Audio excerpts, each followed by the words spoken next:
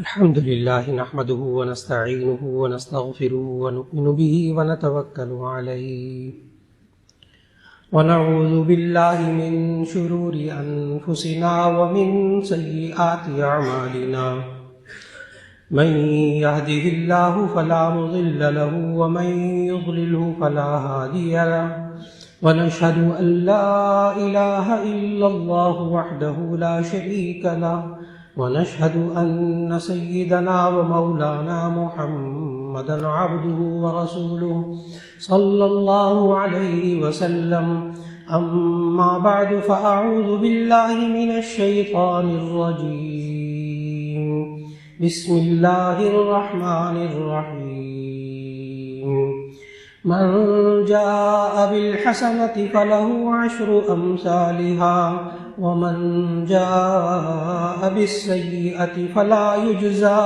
إلا مثلها وهم لا يظلمون وقال تبارك وتعالى قل يا عبادي الذين أسرفوا على أنفسهم لا تقنطوا من رحمة الله إن الله يغفر الذنوب جميعا إنه هو الغفور الرحيم صدق الله العظيم۔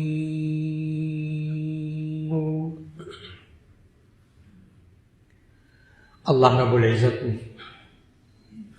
انسان کو اس دنیا میں پیدا فرمایا اور پوری کائنات میں سے صرف دو مخلوق ایسی ہیں کہ جن کو اللہ نے اختیار دیا ہے، چاہے وہ اللہ کی بات مانے یا نہ مانے۔ باقی کسی کائنات میں کسی مخلوق کو یہ اختیار حاصل نہیں ہے۔ ان میں سے ایک انسان ہے اور ایک جنات ہے۔ شیطان بھی جنات میں سے تھا، اس لیے نافرمانی کر بیٹھا۔ اور انسان جو بھی عمل کرتا ہے اللہ رب العزت اس کا بدلہ اسے عطا فرماتے ہیں۔ یہ انسان اللہ کا حکم مانتا ہے تو اسے اچھے کام کہتے ہیں، نیک کام کہتے ہیں۔ یہ انسان اللہ کا حکم نہیں مانتا تو اسے گناہ کہتے ہیں، برے کام کہتے ہیں۔ لیکن اللہ نے نیک کاموں کا بدلہ دینے اور برے کاموں کا بدلہ دینے کا معیار الگ الگ بنایا ہے۔ نیک اعمال کا بدلہ دینے کا معیار اللہ کے ہاں کچھ اور ہے، اور گناہوں کا بدلہ دینے کا معیار اللہ کے ہاں کچھ اور ہے، بالکل مختلف۔ اور جب آپ اس معیار کو ذہن میں لائیں گے تو آپ کو اندازہ ہوگا کہ یہ معیار بدلہ دینے کا صرف بڑی مہربان نہایت رحم کرنے والی ذات ہی کر سکتی ہے، جس نے بندے پر کتنا رحم کیا۔ یہ انسان صرف نیک عمل کی نیت کرتا ہے، ارادہ کرتا ہے، اس بندے کو اس نیک عمل کا ثواب مل جاتا ہے۔ بعض لوگ اس جملے کا مذاق اڑاتے ہیں، کہتے پھر ارادہ ہی کافی ہے، نیت ہی کافی ہے، کام نہ کریں ثواب تو مل گیا۔ وہ بیچارے دین سے ناواقف ہوتے ہیں، ان کو دین کی اس بات کا پورا پتہ نہیں ہوتا۔ جب آپ کو پتہ چل جائے گا تو آپ کبھی زبان پہ یہ نہیں لائیں گے کہ اچھا ٹھیک ہے، پھر نیت کرنے سے، ارادہ کرنے سے ثواب مل جاتا ہے، چلو پھر کرنے کی کیا ضرورت ہے۔ جی نہیں، اللہ تعالیٰ کے اس پورے معیار کو سمجھنا ضروری ہے۔ یہ انسان نیک عمل کی صرف نیت کرے، اپنے اندر تڑپ پیدا کرے، لگن پیدا کرے، ارادہ کر لے، اللہ اس کو اس نیک کام کا ثواب دے دیتا۔ صحابہ کرام رضوان اللہ علیہ مجمعین نے ایک دفعہ عرض کیا نبی صلی اللہ علیہ وسلم سے، ذهب اہل الدثور بالاجور، یا رسول اللہ صلی اللہ علیہ وسلم یہ مالدار لوگ سارا اجر و ثواب لے گئے، نمازیں یہ بھی پڑھتے ہیں ہم بھی پڑھتے ہیں، روزے یہ بھی رکھتے ہیں ہم بھی رکھتے ہیں، یہ بھی اچھے کام کرتے ہیں ہم بھی اچھے کام کرتے ہیں، لیکن جو مال و دولت کے حساب سے جو اعمال ہیں، زکوٰۃ دینا، صدقہ فطر دینا، صدقہ دینا، قربانی دینا، حج عمرے کرنا، دوسرے انسان کی مالی مدد کرنا، یہ جتنے مال کے ذریعے ثواب کمانے کے ذریعے یہ تو مالدار لوگ لے گئے، ہم تو یہ سارے کام نہیں کر سکیں گے۔ پھر صحابی نے کہا یا رسول اللہ صلی اللہ علیہ وسلم اگر ہمارے پاس مال ہوتا تو ہم بھی یہ کام کرتے۔ اس وقت نبی صلی اللہ علیہ وسلم نے فرمایا کہ جب تمہارے اندر یہ تڑپ اور لگن اور ارادہ پیدا ہوا کہ اگر ہمارے پاس مال ہوتا تو ہم بھی یہ کرتے، اللہ نے ان مالدار لوگوں والے کاموں کے سارے ثواب تمہیں عطا فرما دیے۔ صرف ارادہ، نیت، اس پر ثواب، اس کام کا ثواب ملتا ہے۔ یہاں تک کہ آپ کسی انسان کی رہنمائی کر دیں، راستہ دکھا دیں، اچھے کام کا راستہ دکھا دیں، آپ کو اس کام کا ثواب مل جائے گا۔ پھر یہ ذہن میں نہ لائیں پھر راستہ ہی دکھاتے رہیں خود نہ کریں، نہیں، وہ ایک الگ بات ہے۔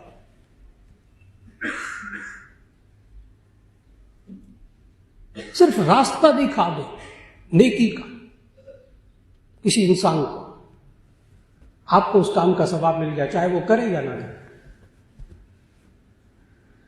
دلیل میں حدیث پیش کرنے لگا، نبی صلی اللہ علیہ وسلم نے فرمایا الدال علی الخیر کفاعلہ، نیک کام کی طرف رہنمائی کرنا، راستہ دکھانے والے کو اس نیک کام کرنے والے کی طرح ثواب ملتا ہے۔ صرف آپ راستہ دکھائیے، ثواب مل جائے گا۔ کیا کسی انسان کو جو نیکی کا راستہ دکھاتا رہے خود نہ کرے، بھائی نماز پڑھا کرے، روزہ رکھا کرے، خود نہ نماز پڑھتا نہ روزہ رکھتا، بھائی سچ بولا کرے، خود جھوٹ بولتا رہتا، کیا یہ گنجائش ہے کسی انسان کو یہ کہنے کی؟ یہ ایک بہت بڑا سوال ہے ہمارے معاشرے کا کہ کوئی انسان خود نیک کام نہیں کر رہا، راستہ دکھا رہا ہے، تو کیا اس کا یہ راستہ دکھانا، دین کی دعوت دینا درست ہے جبکہ وہ خود عمل نہیں کر رہا؟ کیونکہ لوگ اس پر سورہ صف کی ایک آیت پڑھتے ہیں،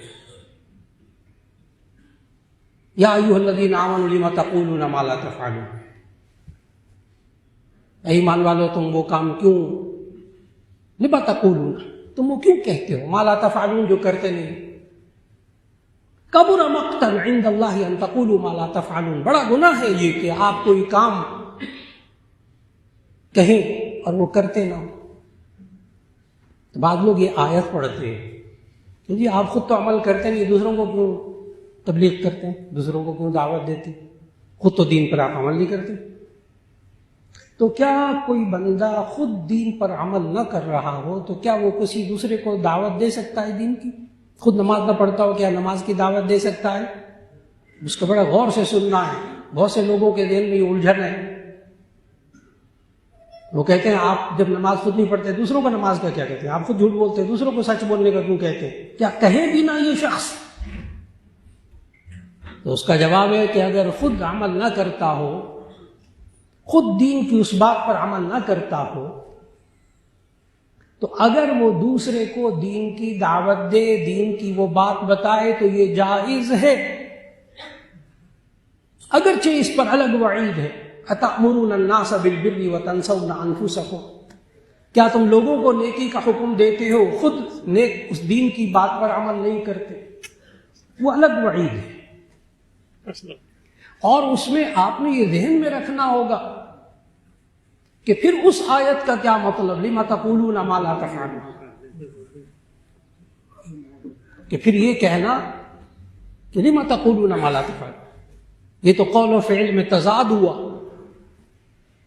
یہ بھی لوگ کہتے ہیں قول و فعل میں تضاد ہے، خود دین پر چلتے نہیں، لوگوں کو کہنے ہیں دین پہ چلے۔ کیا لوگوں کو کہنا بھی منع ہے اگر خود عمل نہ کرتا ہو؟ تو اس کا جواب ہے کہ جی نہیں۔ اگر وہ خود عمل نہیں کرتا پھر بھی دین کی دعوت دیتا رہے، پھر سوال ہے کہ یہ قول و فعل کا تضاد تو نہیں؟ تو اس کا جواب ہے کہ تضاد ہے، یہ قول و فعل کا تضاد ہے۔ اس کے لیے الگ آیت ہے وعید کی، اتامرون الناس بالبر وتنسون انفسکم، کیا تم لوگوں کو نیکی کا حکم دیتے ہو، اپنے آپ کو بھول دیتے، اپنے آپ کو بھلا دیتے؟ اور پھر اس کے ساتھ ساتھ اس آیت کا جواب ذہن میں رکھیے گا۔ جامع شفیع کے شیخ الحدیث و تفسیر حضرت مولانا محمد ادریس صاحب کاندھلوی رحمہ اللہ نے اپنی تفسیر معارف القرآن میں اسی سورہ صف کی آیت کے تحت لکھا لم تقولون ما لا تفعلون، اس کا جواب لکھا۔ بڑے آرام سے جواب کو سمجھنے کی ضرورت ہے۔ حضرت کی اس تفسیر میں معارف القرآن میں بڑے اس قسم کے نکات ملتے ہیں، بڑے غور سے اس گنجلک کو، اس مغلق مشکل مسئلے کو حل کرنا مقصود ہے۔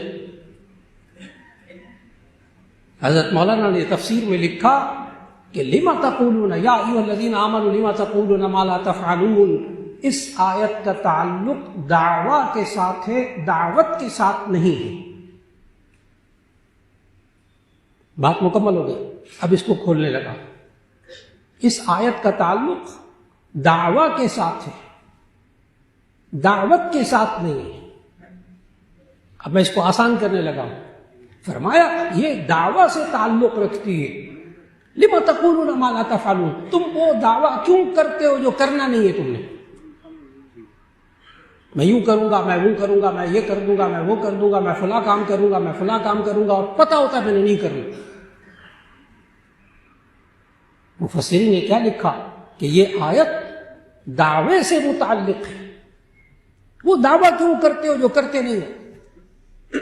لیکن لما تقولون ما لا تفعلون کا تعلق دعوت کے ساتھ نہیں ہے۔ کوئی انسان اگر خود نماز نہ پڑھتا ہو، کیا اگلے کو نماز کی تلقین کر سکتا ہے؟ تو شرعی نقطہ نظر سے کر سکتا ہے۔ وہ الگ بات ہے کہ اس کو اس بات کا گناہ ہوگا کہ وہ لوگوں کو کہہ رہا خود عمل نہیں کر رہا۔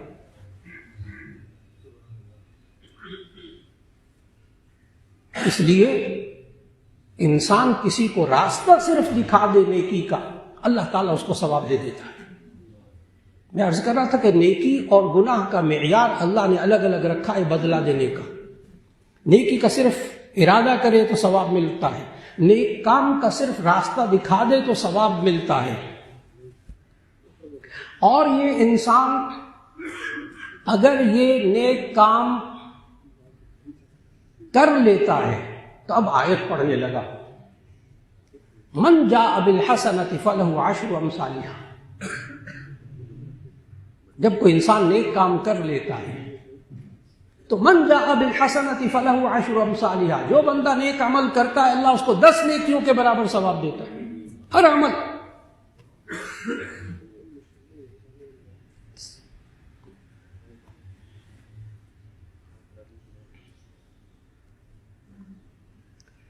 صرف ارادہ کر لیتا ہے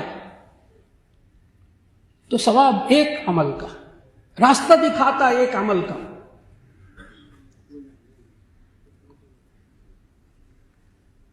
اور اگر وہ اس پر عمل کر لیتا ہے تو اس کو 10 نیکیوں کا ثواب ملتا ہے۔ اب فرق سمجھ میں آیا ہوگا کہ کیا صرف کسی کو بس راستہ دکھا دے، نیت کر لے ثواب مل جائے گا، کرنا نہیں، جی کریں گے تو 10 نیکیوں کا ثواب ملے گا۔ دونوں میں فرق ہے۔ اور اگر یہ انسان دوسرے کو نماز پڑھنے کی تلقین کرتا ہے اس پر اس کو ثواب ملے گا، اور خود نماز نہیں پڑھتا اس کو گناہ کبیرہ ہوگا نماز چھوڑنے کا کہ فرض چھوڑا اس۔ دونوں باتیں الگ الگ سمجھنے کی ضرورت ہے۔ اور پھر اس کے بعد گناہ کے لیے اللہ نے جو معیار بنایا وہ بالکل مختلف، بالکل مختلف۔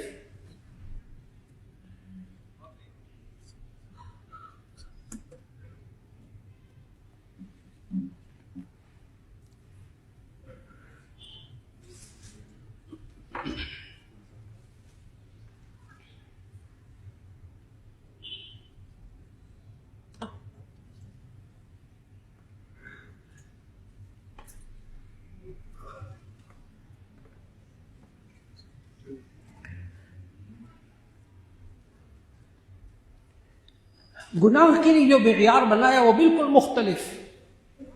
یہ انسان گناہ کا ارادہ کر لے تو اس بندے کے نامہ اعمال میں گناہ نہیں لکھا جاتا. اب غور کیجئے گا، نیک عمل کا ارادہ کرتا ہے تو نیک عمل لکھا جاتا ہے. گناہ کا یہ انسان ارادہ کر لیتا ہے، پکا ارادہ کر لیتا ہے، تو اللہ نے فرشتوں کو، کرامن کاتبین کو منع کر رکھا ہے کہ اس کے نام اعمال میں گناہ نہیں لکھنا. یہ انسان گناہ کرنے کے لیے چل پڑتا ہے تب بھی اس کے نام اعمال میں گناہ نہیں لکھا جاتا، اور جب یہ انسان گناہ تک پہنچ جاتا ہے، عین گناہ کی جگہ پہ پہنچ جاتا ہے، تب بھی اس کے نام اعمال میں گناہ نہیں لکھا جاتا، اور جب وہ گناہ کی عین جگہ پہ پہنچ کر واپس پلٹتا ہے اللہ کا ولی بن جاتا ہے. کتنے اولیاء اللہ ہیں جو عین گناہ کے وقت میں، احادیث میں موجود، تاریخ بڑی پڑی کہ گناہ کی عین جگہ پہ پہنچ کے قادر تھا وہ گناہ کرنے پر، لیکن واپس پلٹا، اللہ کا ولی بن گیا. اور اگر بالفرض اس بندے سے گناہ ہو جائے، سوچئے گا، ارادہ کیا تو گناہ نہیں لکھا گیا، چل پڑا گناہ نہیں لکھا گیا، گناہ کی جگہ تک پہنچ گیا گناہ نہیں لکھا جاتا اس کے نام اعمال میں. اور اگر گناہ ہو جائے تو آیت پڑھنے لگا ہو، اللہ نے اصول بتایا، دیکھیے گا نیکی اور گناہ کا معیار الگ الگ بدلہ دینے کا. من جاء بالحسنۃ فلہ عشر امثالھا، جو بندہ ایک نیک کام کرتا ہے اس کو 10 نیکیوں کا ثواب ملتا ہے، لیکن ومن جاء بالسیئۃ فلا یجزى الا مثلھا وهم لا یظلمون، اس سے گناہ سرزد ہو جائے تو صرف نامہ اعمال میں ایک گناہ لکھا جاتا ہے. آسمان زمین کا فرق آپ کو نظر آئے، ایک گناہ لکھا جاتا ہے، اور اس ایک گناہ کو بھی اللہ نے مٹانے کے سینکڑوں راستے رکھے، سینکڑوں راستے. کچھ گناہ ایسے جو بغیر توبہ کے معاف ہو جاتے ہیں، جنہیں گناہ صغیرہ کہتے ہیں. کچھ گناہ ایسے جو توبہ کے بغیر معاف نہیں ہوتے، وہ گناہ کبیرہ کہلاتے ہیں. صغیرہ چھوٹے گناہ، کبیرہ بڑے گناہ. بعض لوگ اس میں بھی الجھتے ہیں، کہتے ہیں مولانا گناہ گناہ ہوتا ہے، یہ سائز آپ کیوں بتاتے ہیں چھوٹا بڑا؟ گناہ گناہ ہوتا ہے، اس کا جواب یاد رکھنا چاہیے. یہ سائز علماء نے نہیں بنائے، یہ اللہ نے ذکر کی ہے قرآن میں. گناہ کبیرہ کا تصور اللہ نے ہمیں بتایا کیا ہوتا ہے. فرمایا اللہ نے، ان تجتنبوا کبائر ما تنہون عنہ نکفر عنکم سیئاتکم وندخلکم مدخلا کریما. ان تجتنبوا کبائر ما تنہون عنہ، اگر تم ان بڑے بڑے گناہوں سے بچو گے جن سے ہم نے روکا ہے، نکفر عنکم سیئاتکم، ہم چھوٹے چھوٹے گناہوں کا ویسے کفارہ کر دیں گے. گناہ کبیرہ کی نبی صلی اللہ علیہ وسلم نے نشاندہی فرمائی. کون کون سے گناہ کبیرہ ہوتے، ایک ایک کی نشاندہی فرمائی. بڑے غور سے سنیے گا، ایک دم فہرست مکمل ہو جائے گی. جس چیز کو اللہ نے فرض قرار دیا ہے اس کو نہ کرنا گناہ کبیرہ. جس چیز کو اللہ نے فرض قرار دے دیا ہے اس کو نہ کرنا گناہ کبیرہ. نماز نہ پڑھنا گناہ کبیرہ، روزہ نہ رکھنا گناہ کبیرہ، حج فرض ہونے کے باوجود حج نہ کرنا گناہ کبیرہ، زکوٰۃ فرض ہونے کے باوجود زکوٰۃ نہ دینا گناہ کبیرہ. جتنے فرائض ہیں ان کو چھوڑنا گناہ کبیرہ، جتنے واجبات ہیں ان سب کو چھوڑنا گناہ کبیرہ، جتنی سنت مؤکدہ ہیں ان سب کو چھوڑنا گناہ کبیرہ. سنت مؤکدہ، غیر مؤکدہ کے بارے میں پڑھ لے ثواب، نہ پڑھے گناہ نہیں. جتنی حرام چیزیں ہیں سب کی سب گناہ کبیرہ. جس چیز سے اللہ نے منع کیا سب گناہ کبیرہ. غیبت کرنا گناہ کبیرہ، چغل خوری کرنا گناہ کبیرہ، جھوٹ بولنا گناہ کبیرہ، تہمت لگانا گناہ کبیرہ، دھوکہ دینا گناہ کبیرہ. بندوں کے جتنے حق ہیں ان کو ادا نہ کرنا گناہ کبیرہ. یہ گناہ کبیرہ ہیں جو توبہ کے بغیر معاف نہیں ہوتے، اور جو بغیر توبہ کے باقی سب گناہ صغیرہ، چھوٹی موٹی غلطی گناہ صغیرہ. اور گناہ صغیرہ کو اللہ کیسے معاف کرتا ہے؟ اللہ نے سینکڑوں راستے رکھے. ابھی آپ وضو کر کے تشریف لائے، آئندہ جب وضو کیجیے گا تو یہ حدیث ذہن میں رکھیے گا، جامع ترمذی کی بالکل ابتدائی دوسرے باب کی حدیث ہے. آئندہ وضو کرتے وقت وہ حدیث ذہن میں رکھیے گا کہ جب آپ وضو کرتے ہیں آپ کے ساتھ ہوتا کیا ہے. نبی کریم صلی اللہ علیہ وسلم نے ارشاد فرمایا، جب بندہ وضو کرتا ہے تو ہاتھ دھوتا ہے، اس کے ہاتھوں کے گناہ معاف ہو جاتے ہیں. جب یہ بندہ چہرہ دھوتا ہے اس کے آنکھوں اور زبان منہ کے گناہ معاف ہو جاتے ہیں. جب یہ بندہ سر پہ مسح کرتا ہے اس کے سر کے ذہنی دماغی گناہ معاف ہو جاتے ہیں. جب یہ انسان پاؤں دھوتا ہے اس کے پاؤں کے گناہ معاف ہو جاتے ہیں. اور حدیث کے آخر میں جملہ یہ ہے، نبی صلی اللہ علیہ وسلم نے ارشاد فرمایا، یہ وضو کر کے فارغ ہوتا ہے حتی یخرج نقیا من الذنوب، یہاں تک کہ وہ سارے گناہوں سے پاک ہو چکا ہوتا ہے. یہ ابھی آپ نے صرف وضو کیا ہے. آئندہ سوچئے گا وضو کرتے وقت کہ کیا ہوا آپ کے ساتھ. سارے گناہ دھل گئے. اور تمام محدثین نے لکھا کہ یہ گناہ صغیرہ مراد ہے، یہ گناہ صغیرہ جو بغیر توبہ کے معاف ہوتے ہیں. آپ تشریف لائے جمعہ پڑھنے کے لیے، آپ مسجد میں جاتے ہیں، آپ کو معلوم وہ حدیث کہ ہر قدم پر اللہ ایک نیکی عطا فرماتا ہے، ایک گناہ معاف فرماتا ہے. اس طرح اللہ نے انسان کے ساتھ فیکٹریاں لگائی ہوئی ہیں گناہ صغیرہ کو دھونے کے لیے. اتنی واشنگ مشینیں لگائی، گناہ دھل رہے خود بخود. اور جو گناہ کبیرہ ہیں، بڑے گناہ، وہ توبہ کے بغیر معاف نہیں ہوتے. اس میں ایک بات عرض کرتا جاؤں کہ گناہ کبیرہ دو طرح کے ہیں. ایک وہ گناہ کبیرہ جن کا تعلق حقوق اللہ سے ہے، ایک وہ گناہ کبیرہ جن کا تعلق حقوق العباد سے ہے. بندوں کا حق، بیوی کا نان نفقہ، بیوی بچوں پر خرچ کرنا، ماں باپ پر خرچ کرنا، زکوٰۃ دینا، اور اسی طرح دوسروں کے حقوق جو کہ آپ نے کسی سے قرض لیا، ادھار لیا، کسی کے پیسے، کسی کی چیزیں لینا دینا، یہ معاملات سارے کے سارے انسان کے ذمے حقوق العباد میں سے ہیں. اور حقوق العباد توبہ اور استغفار سے معاف نہیں ہوتے. تمام مشائخ علماء تشریف فرما ہے، یہاں اساتذہ حدیث، شیوخ حدیث تشریف فرما ہے، سب کو یہ بات بہت اچھی طرح تصدیق فرمائیں گے کہ حقوق العباد توبہ اور استغفار سے معاف نہیں ہوتے.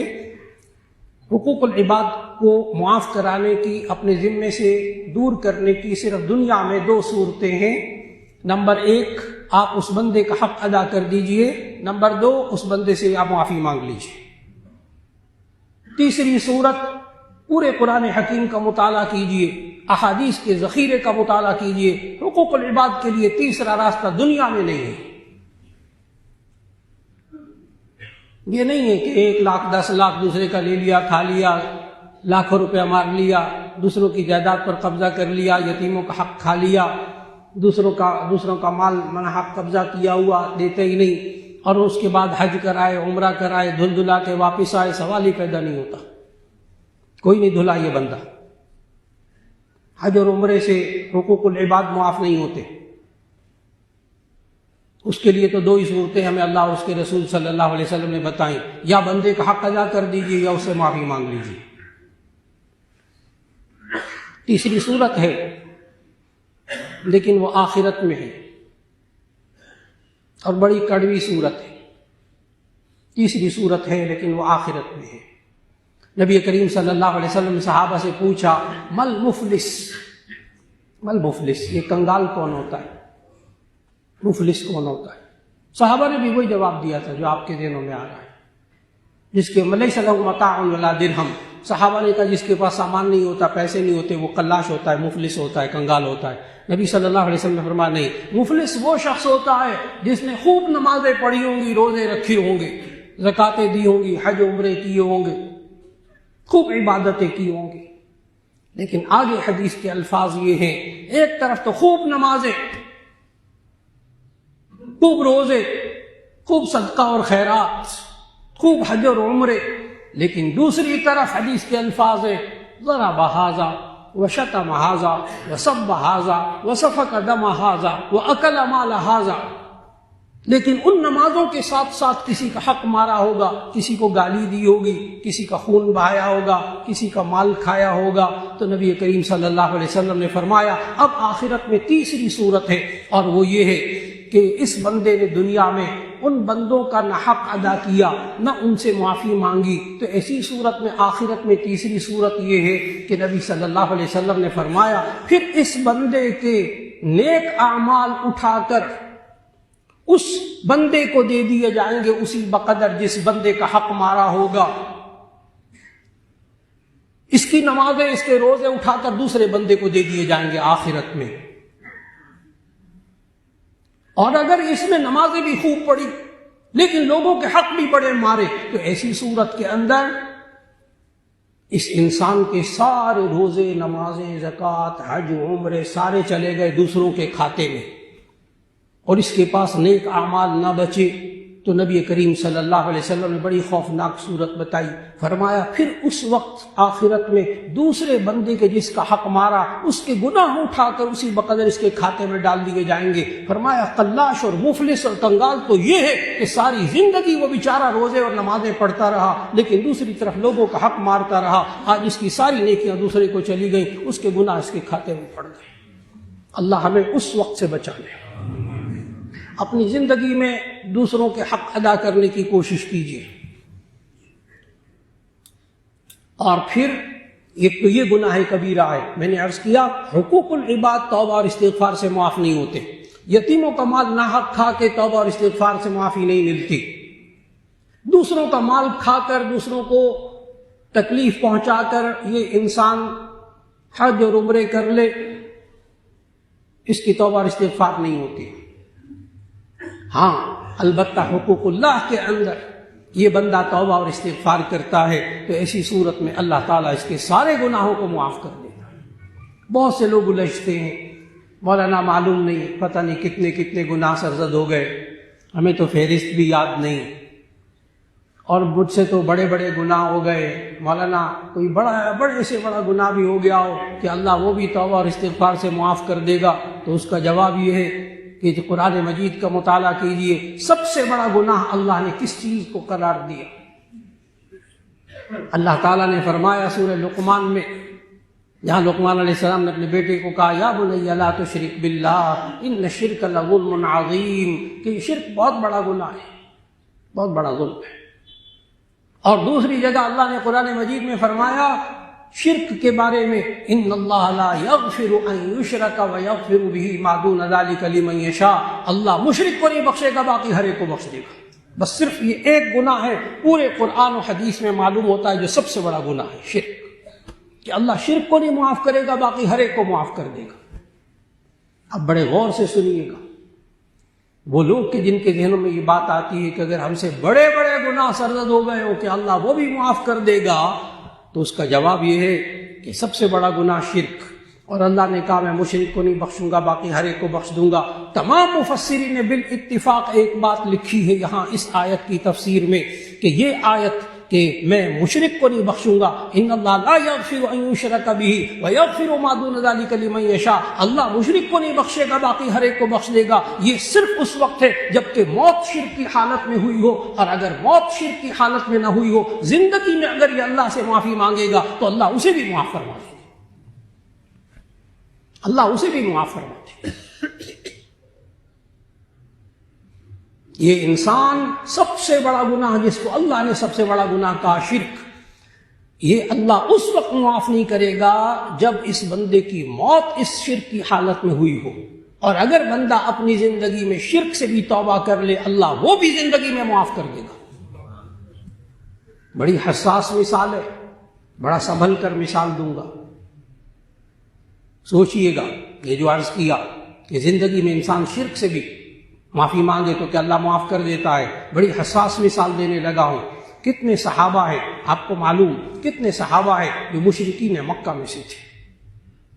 کسی نے 40 سال شرک کیا، کسی نے 50 سال شرک کیا، کسی نے 80 سال شرک کیا، اور جب انہوں نے اسلام قبول کیا اور پھر شرک کی طرف کبھی واپس نہیں گئے تو آپ ان کے ساتھ کہتے ہیں رضی اللہ عنہم ورضوا عنہ، اللہ ان صحابہ سے راضی ہو گیا.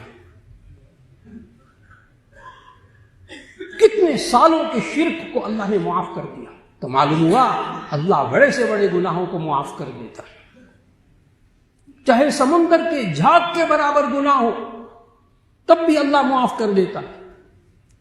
لیکن اس کے لیے عمل اللہ نے سکھایا توبہ اور استغفار کا عمل، اس لیے کہ یہ رمضان مبارک کا دوسرا عشرہ جاری ہے، جس کے بارے میں سنن بیہقی کی حدیث میں حضرت سلمان فارسی رضی اللہ تعالی عنہ سے روایت موجود کہ نبی صلی اللہ علیہ وسلم نے فرمایا اس خطبے میں شہر اولہ رحمت واوسطہ مغفرۃ وآخرہ عتق من النار، کہ یہ رمضان کا مہینہ ایسا ہے کہ اس کا پہلا حصہ رحمت کا ہے، دوسرا حصہ مغفرت کا ہے، اور تیسرا حصہ جہنم کی آگ سے آزادی کا ہے. تو یہ مغفرت کا عشرہ جاری ہے. ویسے تو اللہ سارا سال دن اور رات توبہ قبول کرنے پہ تیار، لیکن یہ انسان رمضان میں توبہ اور استغفار کثرت سے کرے.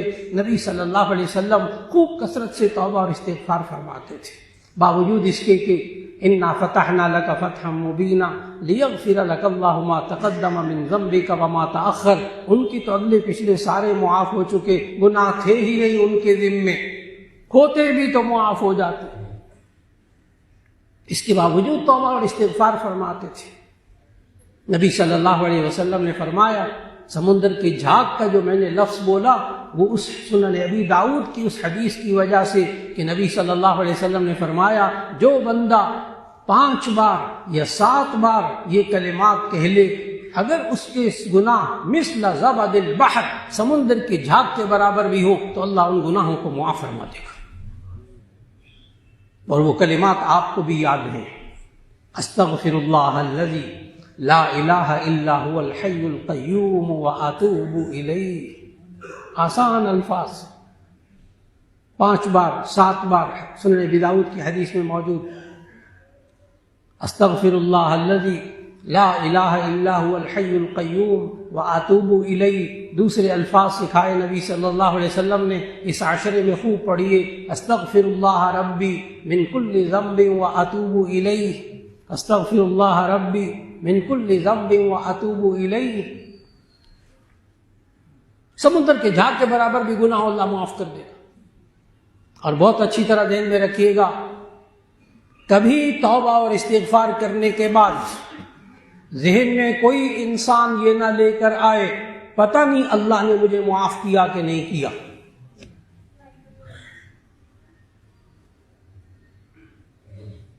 ایک دفعہ بہت اچھی طرح یاد، شیخ الحدیث حضرت مولانا فضل الرحیم صاحب دامت برکاتہم، اللہ صحت و عافیت سے حضرت کے سائے کو سلامت رکھے، تو ہم میدان عرفات سے حج کے موقع پر میدان عرفات سے شام کو باہر نکل رہے تھے.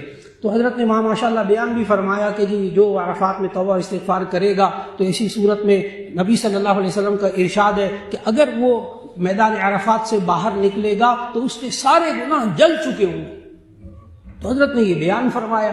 اس کے بعد جب وہ نکل رہے تھے غروب آفتاب کے بعد عرفات سے، تو حضرت کو ایک صاحب کہنے لگے میں نے تو خوب توبہ اور استغفار کی ہے، پتہ نہیں اللہ نے معاف کیا ہوگا کہ نہیں کیا ہوگا. حضرت کو اتنا غصہ آیا ان صاحب پر. حضرت نے فرمایا توبہ کرو فوراً. فرمانے لگے اللہ سے توبہ اور استغفار کا، حضرت کے الفاظ تھے اس وقت، اللہ سے توبہ اور استغفار کرنے کے بعد پھر اللہ کے بارے میں یہ گمان رکھنا کہ پتہ نہیں اللہ نے معاف کیا ہے کہ نہیں کیا، یہ خود گناہ کبیرہ ہے. تب وہ بندہ کانپ گیا. پھر حضرت نے اس کی وضاحت کی، فرمایا کہ اللہ نے کہا کہ میرے بارے میں کبھی بدگمانی نہ کرنا. ہم لوگوں کو عادت پڑی ہوئی ہوتی ہے عام انسانوں کی کہ میں نے ابا جی سے معافی مانگی تھی، میں نے اپنے باس سے معافی مانگی تھی، میں نے اپنے فلاں سے معافی مانگی تھی، پتہ نہیں اس نے دل سے معاف کیا کہ نہیں کیا. ہم عام انسانوں کی طرح اللہ کو بھی ایسے ہی سمجھنا شروع کر دیتے ہیں. یہ غلط فہمی ہوتی ہے.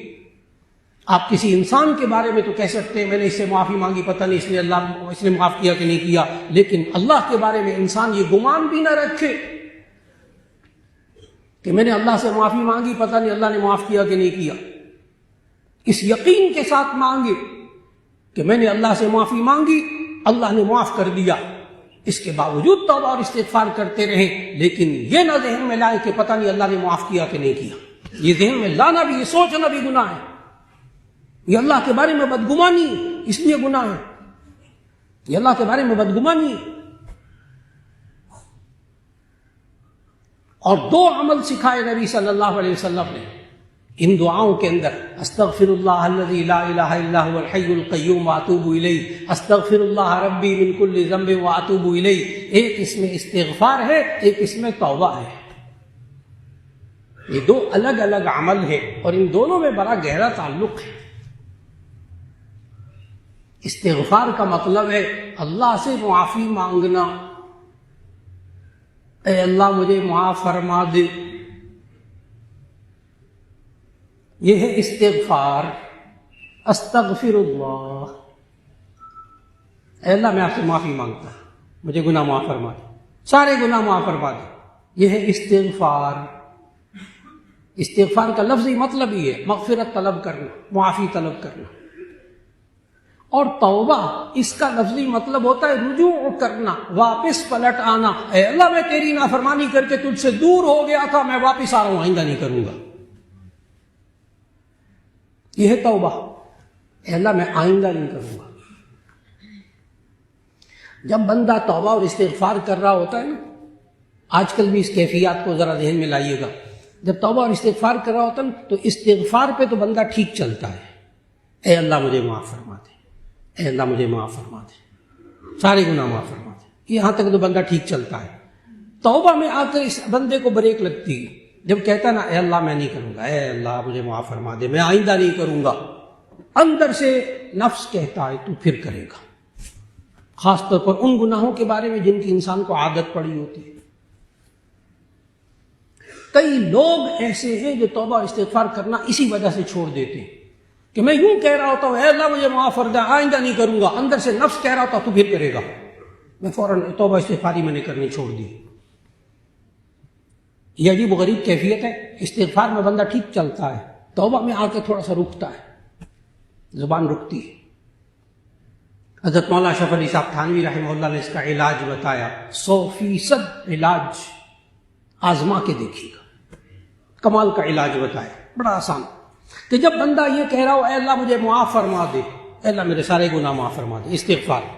پھر جب بندہ کہتا ہے اے اللہ آئندہ نہیں کروں گا، حضرت تھانوی رحمہ اللہ نے لکھا جب اندر سے آواز آئے کہ تو پھر کرے گا، کیونکہ گناہ کی عادت پڑی ہوئی تھی ان گناہوں کی، تو پھر کرے گا، تو حضرت تھانوی نے فرمایا کہ فوراً بندہ یہ کہنا شروع کر دے، دعا کے اندر فوراً کہنا شروع کر دے اے اللہ یہ گناہ تو مجھ سے چھڑوا دے. حضرت تھانوی رحمہ اللہ نے فرمایا اندر سے وہ آواز آنی بند ہو جائے گی. کر کے دیکھنے کی ضرورت ہے. کیوں؟ پہلے کہہ رہا تھا میں نہیں کروں گا. اب یہ معاملہ بھی جب اللہ پہ چھوڑا تو شیطان اور نفس دونوں چپ کر کے بیٹھ گئے کہ یہ تو اللہ کے ذمہ لگا دیے، یہ اللہ چھڑوا کے دے گا، اللہ تو قادر مطلق ہے. اس لیے توبہ اور استغفار کے وقت کبھی ہمت نہ ہارے. اور بعض حضرات جو ہے نا وہ اس لیے توبہ اور استغفار نہیں کر پاتے کہ وہ کہتے ہیں کہ مولانا بار بار گناہ ہوں گے، بار بار توبہ اور استغفار کریں گے، توبہ کی پھر توبہ کی پھر توبہ کر کے توڑ دی، تیری اس توبہ پہ توبہ، توبہ توبہ کہ اٹھی. مولانا یہ تو کھیل ہے، مذاق ہے. یہ تو گناہ کرتے پھر توبہ کرتے، پھر گناہ کرتے پھر توبہ کرتے، پھر گناہ کرتے پھر توبہ کرتے، کیا ضرورت ہے اس توبہ اور استغفار کی؟ پھر بعض لوگ یہ سوچ کر جن کو دین سے مکمل واقفیت نہیں ہوتی، دین کی مکمل سمجھ نہیں ہوتی، جن کا بزرگوں کے ساتھ تعلق نہیں ہوتا، وہ بیچارے پھر توبہ اور استغفار سے رک جاتے اور گناہوں میں مبتلا رہتے ہیں. اس اہم سوال کا جواب عرض کرنے لگا ہوں کہ اگر انسان توبہ اور استغفار کرے، خاص طور پر وہ گناہ جن کا انسان عادی ہو، تو پھر ایسی صورت کے اندر کیا توبہ قبول ہو جاتی ہے کہ نہیں؟ اس کا ایک جواب تو یہ ذہن میں رکھیے گا کہ باوجود اس کے کہ انسان کسی گناہ کا عادی ہو، پتہ ہے اس کو کہ مجھ سے یہ گناہ ہوگا، پھر ہوگا، عادت پڑی ہوئی ہے، کیا پھر بھی وہ توبہ اور استغفار کرے؟ تو اس کا جواب ہے کہ جی ہاں، پھر بھی توبہ اور استغفار کرے۔ رہا یہ سوال کہ جی پھر توبہ اور استغفار کا فائدہ کیا جب گناہ ہونا ہی ہے، چھوڑو پڑے توبہ استغفار کو، تو اس کا جواب یاد رکھ لیجئے گا، یہ انسان کپڑے پہنتا ہے، نئے کپڑے پہنتا ہے، 2-3 دن میں میلے ہو جاتے ہیں، پھر اس کے بعد دھلواتا ہے، پھر صاف ستھرے ہو جاتے، پھر اس کے بعد وہ پہنتا ہے، پھر میلے ہو جاتے، پھر دھلواتا ہے، پھر پہنتا ہے، پھر میلے ہو جاتے۔ اللہ کے بندے، اگر اس کپڑے پر میل چڑھنی ہے، میلا ہونا ہے، تو بار بار دھلوانے کا کیا فائدہ؟ بس ایک دفعہ نئے کپڑے بنوائیں اور پھر اس کے بعد میل چڑھنے دیں، جب بہت ساری میل چڑھ جائے گی اٹھا کے پھینک دیں گے۔ کون سا معاشرے میں ایسا بندہ جو ہاتھ کھڑا کر کے کہتے میں ایسے ہی کرتا ہوں؟ ہر بندہ عقل مند کیا کرتا ہے؟ ذرا سے کپڑے میلے ہوتے ہیں، پتہ کیا کہتے ہیں ہم لوگ یوں کہتے ہیں کہ دیکھو بیٹا، جب اگر کپڑے تھوڑے سے میلے ہو نا تو دھلوا لیا کرو، اس سے زیادہ اچھے صاف ہو جاتے ہیں، اور اگر زیادہ میلے کپڑے ہو جائے نا پھر دھلوائیں تو اتنے اچھے صاف نہیں ہوتے۔ ہم بڑے عقل مند ہیں، جب کپڑے تھوڑے سے میلے ہوتے ہیں تو ہم فوراً دھلوا لیتے ہیں، پتہ ہے کہ یہ میلے ہوں گے، پھر بھی ہم پہنتے ہیں، پھر میلے ہوتے ہیں، ہمیں پتہ ہے کہ یہ میلے ہوں گے، پھر ہم دھلوا کر پہنتے ہیں۔ یہ جو کپڑوں کی جو مثال دی ہے، یہ اصل میں نبی صلی اللہ علیہ وسلم نے ایک دعا میں سمجھائی ہے، کپڑے دھلوانے والی مثال۔ وہ دعا مانگوں گا تو آپ کے ذہن میں فوراً وہ دعا آ جائے گی۔ اللہم، یہ بھی توبہ استغفار کی دعا ہے، اللہم نقی قلبی عن الخطایا والذنوب کما ینقی الثوب الابیض من الدنس۔ اللہم اے اللہ، نقی قلبی، میرے دل کو صاف کر دے، عن الخطایا والذنوب، گناہوں سے اور غلطیوں سے، کما ینقی الثوب الابیض من الدنس، جیسے کہ سفید کپڑا میل کچیل سے پاک ہو جاتا ہے، میرے دل کو بھی اس طرح صاف کر دے۔ یہ توبہ اور استغفار سے دل صاف ہوتا ہے۔ لوگ پوچھتے ہیں پھر کیا توبہ اور استغفار کا فائدہ؟ جی بار بار توبہ اور استغفار کیجئے، اس سے دل صاف ہوگا۔ یہ دل صاف ہونے کا کیا مطلب؟ کیا دل میلا ہو جاتا ہے؟ یہ بھی نبی صلی اللہ علیہ وسلم نے سمجھایا۔ جامع ترمذی کی حدیث، نبی صلی اللہ علیہ وسلم نے فرمایا جب یہ انسان گناہ کرتا ہے تو اس کے دل پر نقطۃ سودا، اس کے دل پر ایک سیاہ داغ پڑ جاتا ہے، اور جب یہ توبہ اور استغفار کرتا ہے وہ داغ دھل جاتا ہے۔ دل کا میلا ہونا سمجھیے گا، جب انسان گناہ کرتا ہے اس کے دل پر ایک داغ پڑ جاتا ہے، جب توبہ اور استغفار کرتا ہے وہ داغ دھل جاتا ہے۔ پھر نبی صلی اللہ علیہ وسلم نے آگے بات بتائی، جو توبہ اور استغفار بندہ نہیں کرتا نا، جو بندے نہیں کرتے وہ غور سے سنیں اس اگلے جملے کو۔ نبی صلی اللہ علیہ وسلم نے فرمایا جو بندہ گناہ ہو جائے اس سے اور اس فوراً توبہ اور استغفار کر لے، وہ کالا داغ دھل جاتا ہے۔ اور آگے جامع ترمذی کی حدیث میں ہے کہ اگر یہ بندہ توبہ اور استغفار نہ کرے تو وہ کالے داغ چھوٹے چھوٹے پڑتے پڑتے اس کا دل سیاہ ہو جاتا ہے، پھر اس کو توبہ کی توفیق نہیں ہوتی۔ اس کیفیت سے اللہ ہمیں بچا لے، اس کیفیت سے اللہ ہمیں بچا لے۔ اور پھر یہ انسان جب توبہ اور استغفار کرتا ہے تو ایسی صورت میں اس انسان کو ملتا کیا ہے؟ یہ آخری بات عرض کر کے بات کو مکمل کرنے لگا ہوں۔ کئی بار ایسا ہوا کہ ہمارے شیخ الحدیث حضرت مولانا فضل الرحیم صاحب دعوت برکاتہم رائے میں تشریف لے گئے بڑے اہم مسائل میں، اور ان کے ساتھ بڑے بڑے اہم شخصیات بھی، ملکی شخصیات بھی موجود تھیں۔ تو حضرت حاجی عبد الوہاب صاحب رحمۃ اللہ علیہ کے پاس گئے کہ بھی حضرت کوئی دعا فرمائیں، کوئی تجویز دیں، ہم کیا کریں؟ تو آج بھی حضرت سامنے موجود ہیں کہ حاجی عبد الوہاب صاحب رحمۃ اللہ علیہ نے حضرت کو خود فرمایا کہ سب لوگوں کو کہیں کہ خوب توبہ اور استغفار کریں۔ یہ ملکی حالات، یہ فلاں حالات، یہ حضرت ان کے ساتھ اہم لوگوں کے ساتھ گئے تھے، تو انہوں نے آگے سے حاجی صاحب نے کہا اس کے جواب میں کہ آپ سب کو کہیں کہ خوب توبہ اور استغفار کریں، اور اس بات کے کئی لوگ گواہ ہیں۔ سوال یہ ہے کہ ملک کی حالات، فلاں حالات، امت مسلمہ کے حالات، توبہ اور استغفار کرنے سے کیا ہوتا ہے؟ بعض لوگ کہتے بھی ہیں، بعض لوگ کہتے ہیں، مذاق اڑاتے ہیں توبہ اور استغفار کا، کہتے ہیں توبہ اور استغفار کرنی ہے، کچھ کرنا بھی ہے، ورنہ پریکٹیکل لائف کی بات کریں، یہ کیا ہے توبہ اور استغفار کرو سارے مسئلے حل ہو جائیں گے۔ بعض لوگ توبہ اور استغفار کا مذاق اڑاتے ہیں، ان کو یاد رکھنا چاہیے کہ ایسے لوگ توبہ اور استغفار کا مطلب ہی نہیں سمجھتے۔ اس کا مفہوم ہی نہیں سمجھتے۔ توبہ اور استغفار میں بندہ کیا کہتا ہے؟ کہتا ہے اے اللہ مجھ سے گناہ ہو گئے، تیری نافرمانی ہو گئی، اے اللہ تو مجھے معاف فرما دے، آئندہ نہیں کروں گا۔ تو جب انسان واقعی وہ گناہ نہیں کرے گا، اللہ کی نافرمانی نہیں کرے گا، تو حالات ٹھیک ہو جائیں گے نا۔ یہ توبہ کی حقیقت بہت آسان سی۔ جب کہہ رہا ہے کہ میں اللہ کی نافرمانی نہیں کروں گا، تو جب انسان اللہ کی نافرمانی کرنا چھوڑ دیں گے تو اللہ کی رحمت نازل ہوگی۔ یہ بات حضرت ہود علیہ السلام نے اپنی قوم کو سمجھائی تھی، اللہ نے قرآن مجید میں بتائی۔ سوچئے گا توبہ اور استغفار کرنے سے کیا ہوتا ہے؟ کیا توبہ اور استغفار کرنے سے ملک کی حالات ٹھیک ہو جائیں گے، امت کے حالات ٹھیک ہو جائیں گے؟ تو اس کا جواب ہے کہ جی ہاں۔ سورہ ہود کی آیت پڑھیے، حضرت ہود علیہ السلام نے اپنی قوم سے کہا، جس سے معلوم ہوتا ہے توبہ اور استغفار کرنے سے ہوتا کیا ہے۔ حضرت ہود علیہ السلام نے کہا یا قوم استغفروا ربکم ثم توبوا الیہ یرسل السماء علیکم مدرارا ویزدکم قوۃ الی قوتکم ولا تتولوا مجرمین۔ اے میری قوم تم خوب توبہ اور استغفار کرو، کیا ہوگا؟ یرسل السماء علیکم مدرارا، اللہ تم پر رحمت کی بارشیں موسلا دھار نازل کرے گا، ویزدکم قوۃ الی قوتکم، اور تمہاری قوت کو اور مضبوط کر دے گا۔ اللہ ہم کو اجتماعی طور پر ایک فرد کو امت مسلمہ میں سے اللہ توبہ اور استغفار کی توفیق عطا فرما دے۔ پھر اللہ ہم پر، ہمارے گھروں پر، ہمارے کاروبار پر اللہ رحمت نازل فرما دے۔ دعا فرما لیجیے گا الحمدللہ رب العالمین، اللہم صلی علی سیدنا و مولانا محمد وعلی آل سیدنا و مولانا محمد وبارک وسلم۔ ربنا ظلمنا انفسنا وان لم تستغفر لنا وترحمنا لنكونن من الخاسرین۔ استغفر اللہ الذی لا الہ الا هو الحی القیوم واتوب الیہ۔ استغفر اللہ ربی من کل ذنب واتوب الیہ۔ یا اللہ ہم سب کے گناہوں کو معاف فرما دے، یا اللہ ہم سب کو خوب توبہ اور استغفار کی توفیق عطا فرما دے، یا اللہ حقوق اللہ اور حقوق العباد ادا کرنے کی توفیق عطا فرما دے۔ اور اس دوسرے عشرے میں جو مغفرت کا عشرہ ہے، اے اللہ خوب توبہ اور استغفار کی توفیق عطا فرما، یہاں تک کہ رمضان کے آخری لمحات اس طرح گزرے کہ ہمارے جامع اعمال میں کوئی گناہ نہ ہو۔ اے اللہ اس طرح توبہ اور استغفار کی توفیق عطا فرما دے، پھر ہم سب کی دعاؤں کو قبول فرما لے۔ وصلی اللہ تعالی علی خیر خلقہ محمد وآلہ واصحابہ اجمعین برحمتک یا ارحم الراحمین۔